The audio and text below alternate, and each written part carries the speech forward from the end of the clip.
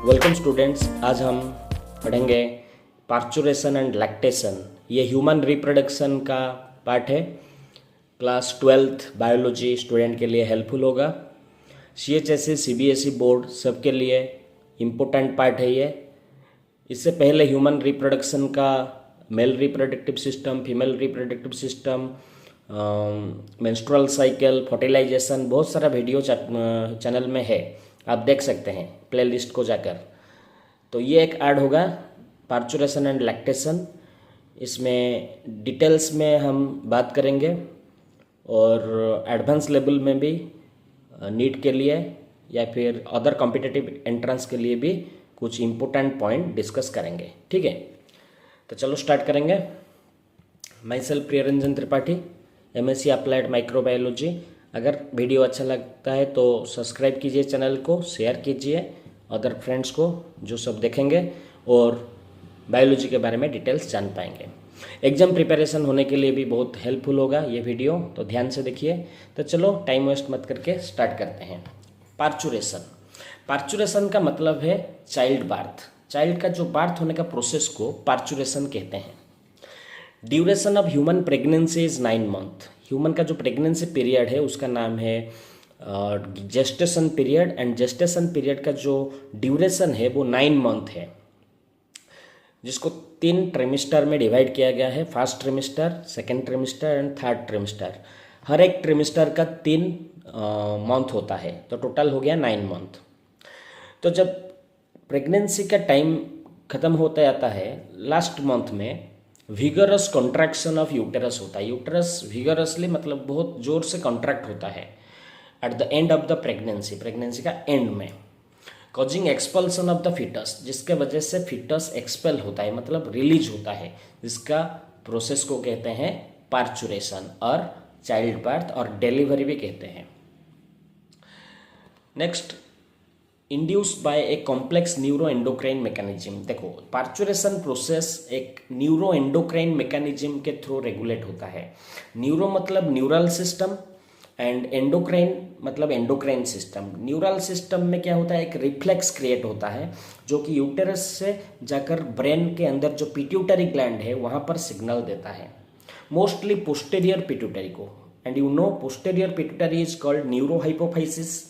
तो neural signal ये receive करेगा and it is directly regulated by brain, that is hypothalamus. इसलिए ये जो सिग्नल जाता है पार्चुरेशन के लिए, ये एक न्यूरल सिग्नल है। एंड जाने के बाद क्या होता है, जो पोस्टेरियर पिट्यूटरी ग्लैंड है जिसमें ऑक्सीटोसिन हार्मोन स्टोर होकर रहता है, वो हार्मोन सिक्रेशन होता है। And oxytocin is the main important hormone responsible for parturition, क्योंकि ऑक्सीटोसिन क्या करता है, यूटेराइन वॉल को कॉन्ट्रैक्ट करता है। तो contraction of uterine wall takes place by oxytocin hormone which is secreted from hypothalamus but stored in posterior pituitary gland. ये तुमको याद रखना है। तो यहाँ पर पिट्यूटरी ग्लैंड का भी इन्वॉल्वमेंट हुआ एंड न्यूरल सिग्नल का भी इन्वॉल्वमेंट हुआ, इसलिए ये दोनों मिलकर इसको हम बोलेंगे न्यूरो एंडोक्राइन मैकेनिज्म। ये तुमको याद रखना है, इंपॉर्टेंट पॉइंट है। देन ये जो सिग्नल एंटर होगा ये माइल्ड यूटेराइन कंट्रैक्शन करेगा। जो सिग्नल जाएगा, जो फीटस जो सिग्नल देगा, सेकेंड पॉइंट देखो, the signal of parturition originated from fully developed foetus and placenta. तो पार्चुरेशन होने के लिए जो सिग्नल आता है वो फुल्ली डेवलप्ड फीटस से आता है एंड प्लासेंटा से भी आता है। प्लासेंटा किसका पार्ट है, मदर का पार्ट, एंड फीटस, दोनों का मिलाकर जो सिग्नल आएगा वो सिग्नल के थ्रू ऑक्सीटोसिन रिलीज होगा। तो ये जो दोनों का जो सिग्नल आएगा पार्चुरेशन के लिए, तो थोड़ा माइल्ड कंट्रैक्शन होगा, यूटेरस थोड़ा हल्का सा कंट्रैक्शन होगा, जिसको बोलते हैं फोइटल इजेक्शन रिफ्लेक्स। ये तुमको याद रखना है, which induces mild uterine contraction called foetal ejection reflex. ये रिफ्लेक्स जब जाकर ब्रेन में रीच करेगा तब जाकर ऑक्सीटोसिन रिलीज होगा। देखो नेक्स्ट पॉइंट लिखा है, this trigger release of oxytocin. ये जो फोइटल इजेक्शन रिफ्लेक्स है ये ट्रिगर करेगा ऑक्सीटोसिन रिलीज करने में फ्रॉम मैटरनल पिट्यूटरी, मतलब पिट्यूटरी ग्लैंड का जो पोस्टेरियर पार्ट है मदर का, वहाँ से ऑक्सीटोसिन रिलीज होगा जब फोइटल इजेक्शन रिफ्लेक्स ट्रिगर करेगा। Okay, next, oxytocin is known as childbirth hormone, इसलिए ऑक्सीटोसिन को चाइल्ड बार्थ हार्मोन कहते हैं क्योंकि ये डिलीवरी में या पार्चुरेशन में हेल्प करता है। उसके साथ और एक हार्मोन यूज होता है जिसका नाम है relaxin, also helps in parturition. Relaxin secretion होता है ओवरी से, याद रखो। ऑक्सीटोसिन रिलीज होता है पोस्टीरियर पिट्यूटरी ग्लैंड से, but relaxin secretes from ovary. Stages of parturition, parturition का 3 स्टेज है। एक है डाइलेशन जिसमें एब्डोमिनल क्रैम्पिंग होता है, मेंस्ट्रुअल साइकिल के टाइम में फीमेल का एब्डोमेन क्रैम्प होता है। उस टाइप का क्रैम्पिंग जब होता है डिलीवरी का एंडिंग में, प्रेगनेंसी का एंडिंग में, तो उसको डाइलेशन कहते हैं। और क्या होता है, सर्विक्स डायलेट हो जाता है, मतलब सर्विक्स का जो डायमीटर है वो इंक्रीज होता है क्योंकि पार्चुरेशन के टाइम में चाइल्ड का रिलीज एक्सपल्सन होगा, इसलिए पहले से ही वो वाइड हो जाता है, जिसको हम सर्विक्स डायलेट कहते हैं। ये हो गया डाइलेशन, ये फर्स्ट फेज है पार्चुरेशन का। सेकेंड फेज है एक्सपल्सन। एक्सपल्सन फेज में क्या होता है, बेबी रिलीज होता है। The delivery of the foetus is called expulsion. Then third, afterbirth, delivery होने के बाद जो एक्स्ट्रा एम्ब्रियोनिक मेम्ब्रेन है फिटस का, उसके साथ प्लासेंटा, ये दोनों निकलते हैं और ये प्रोसेस को हम कहते हैं आफ्टर बर्थ। याद रखो, ये एक्सपल्सन के बाद होता है, या फिर you can say last phase of parturition. Then delivery occurs through birth canal, delivery birth canal देकर होता है। बार्थ कैनाल क्या है, जो वाजाइना है, वाजिनल का एक कैनाल है, वो टोटल वाजाइना एंड जो सर्विक्स का कैनाल है, सर्विकल कैनाल, ये दोनों मिलकर बार्थ कैनाल बनाता है। तो ये भी एक क्वेश्चन हो सकता है, नीट में बहुत बार आया है। Dash and dash combine to form birth canal, you can write vagina and cervical canal combined to form birth canal. Cervix is the neck of the uterus, uterus का लास्ट नेक part को cervix कहते हैं। सर्वाइक उसका एक canal है जिसको cervical canal कहते हैं। Next, oxytocin causes stronger uterine contraction which is turn stimulates further secretion of oxytocin. जब ऑक्सीटोसिन रिलीज होता है पोस्टीरियर पिट्यूटरी ग्लैंड से, वो आकर डायरेक्ट इम्पैक्ट डालता है यूटेराइन एंडोमेटेरियम के ऊपर, मायोमेटेरियम के ऊपर। तो मायोमेटेरियम में स्मूथ मसल है, वो कॉन्ट्रैक्शन होता है, एंड कॉन्ट्रैक्शन होने से फिर से फोइटल इजेक्शन रिफ्लेक्स क्रिएट होता है, and due to that reflex oxytocin फिर से रिलीज होता है। तो ग्रेजुअली ऑक्सीटोसिन का जो रिलीज होने का प्रोसेस है वो ट्रिगर होता जाता है, इंक्रीज होता जाता है due to foetal ejection reflex. This leads to expulsion of the baby. तो ये जो कॉन्ट्रैक्शन ज़्यादा इंक्रीज होता है, इसके वजह से फिटस का रिलीज होता है, मतलब फिटस डिलीवरी होता है। This leads to expulsion of the baby out of the uterus, uterus से निकलता है। सून आफ्टर एक्सपल्सन, एक्सपल्सन होने के बाद the placenta is also expelled out of the uterus, मतलब मैंने जो अभी बोला आफ्टर बर्थ, तो एक्सपल्सन होने के इमीडिएट 10 से 20 मिनट के अंदर placenta and extra embryonic membrane जो सब है वो सब निकलता है, and the process is called after birth. Okay, next, अब हम लैक्टेशन के बारे में बात करेंगे। देखो, लैक्टेशन मतलब milk production and synthesis, then it release from the mammary gland. You know, in female one pair of mammary gland present, and in mammary gland milk synthesis occurs by the help of prolactin hormone, and milk eject from the mammary gland during from oxytocin hormone. Oxytocin hormone का काम है milk eject करना, and prolactin hormone का काम है milk synthesis करना। तो चलो लैक्टेशन के बारे में डिटेल्स जानते हैं। मामरी ग्लैंड डिफरेंशिएट ड्यूरिंग प्रेगनेंसी। देखो, मामरी ग्लैंड नॉर्मल साइज होता है अदर टाइम में, लेकिन प्रेगनेंसी के टाइम में ये डिफरेंशिएट होता है, इसका ग्रोथ होता है, डेवलपमेंट होता है, मिल्क सिंथेसिस होता है।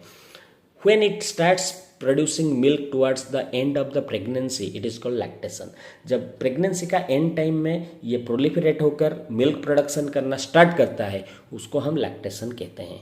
ठीक है, milk production during the initial few days of lactation is called colostrum. Initial 4 से 5 दिन जो मिल्क सिक्रेशन होगा मामरी ग्लैंड से, उसको कोलोस्ट्रोम कहते हैं। ये बहुत इंपॉर्टेंट पॉइंट है, इसको याद रखना है।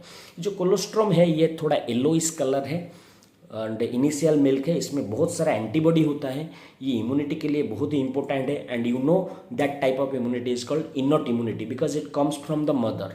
ये मदर से आता है, इसलिए इसको इनॉट इम्यूनिटी कहते हैं। सॉरी, इनॉट इम्यूनिटी नहीं, इसको बोलते हैं पैसिव इम्यूनिटी। हाँ, पैसिव इम्यूनिटी, क्योंकि मदर से ये डायरेक्ट आता है। एंड ये जो कोलोस्ट्रोम में एक इम्पोर्टेंट एंटीबॉडी होता है जिसका नाम है IgA, immunoglobulin A. This antibody only present in mother milk, that is initial mother milk, called colostrum. Colostrum contains several antibodies, example bracket में लिखा है IgA. Lactation is regulated by prolactin and oxytocin. मैंने पहले बोल दिया lactation दो hormone के through regulate होता है, एक है प्रोलैक्टिन, दूसरा है oxytocin. Duration of lactation 6 month. Lactation मतलब डिलीवरी होने के बाद 6 मंथ तक चलेगा. 6 मंथ तक मामरी ग्लैंड से continuously milk synthesis and secretion होगा. This period is called lactation period. Benefited to both mother and child. Lactation both mother and child दोनों को बेनिफिट करेगा, क्योंकि मिल्क सिंथेसिस होने से ब्रेस्ट कैंसर जो होने का चांस है वो कम हो जाएगा. एंड मामरी ग्लैंड का जो मसल्स है वो भी मतलब मेंटेन होकर रहेगा. एंड चाइल्ड के लिए तो इम्पोर्टेंट है, क्योंकि कोलेस्ट्रॉम है, इम्यूनिटी है. And you know the mother body is the balanced diet for the foetus, for the baby.